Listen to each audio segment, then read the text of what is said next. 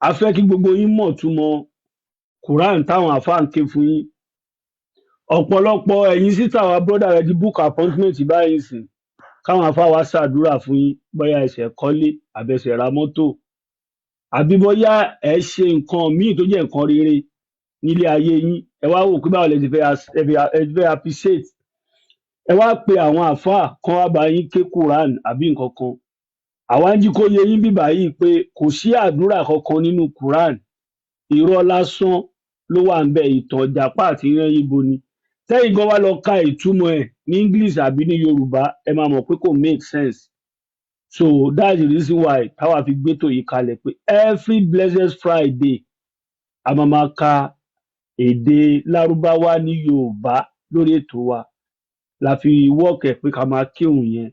lẹ fi máa mọ ohun tó wà nínú Quran táwọn àfáà ń ké fún yín kò sí àdúrà kankan nínú Quran àwọn àfáà tó ń ké Quran tó ń gbowó lọ́wọ́ yín àìníṣẹ́ ló ń dà wọ́n láàmú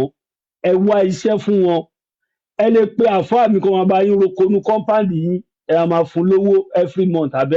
every time tó bá ti wá ẹ pe àfáà kó máa bá yín ṣọ́ company yín as a gate man or security wọn ò níṣẹ́ wọn ò lóko wọn ń da omi àlàáfíà ilẹ̀ Yorùbá láàmú ni kò sí ibi tí Islam wà lágbàáyé síbẹ̀ ní peace àfìlú tí Islam ò bá ti dé nìkan ló ní peace anywhere tó bá ti wọ̀ ìdààmú ti wọ̀ bẹ̀ nìyẹn so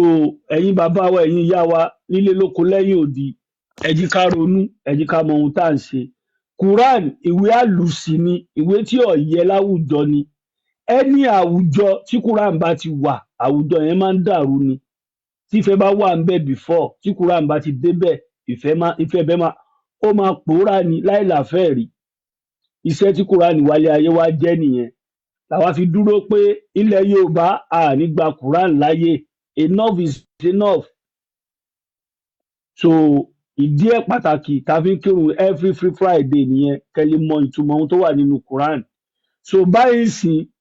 a máa bẹ̀rẹ̀ ọ̀run kíkí gbogbo ohun tẹ́ bá ń gbọ́ tí ìmáàmù wa bá ń tú nínú Quran ni ẹ máa gbọ́ tó wọ́n máa dárúkọ fáàsì tó wà áyà Quran yẹn ẹ̀yin náà ẹ lọ kà á fúnra yín lédè tó bá yé yín Lárúbáwá èdè ni gbogbo nǹkan náà kọ sínú Quran èdè Lárúbáwá náà fi kọ́ kò sí èdè tí ẹ lè translate sí èdè tó bá yé yín láti lè gbọ́ àgbọ́yé nǹkan tí èdè yẹn ń sọ Quran látòkè délẹ̀ kò síbi tí ẹ ti lè translate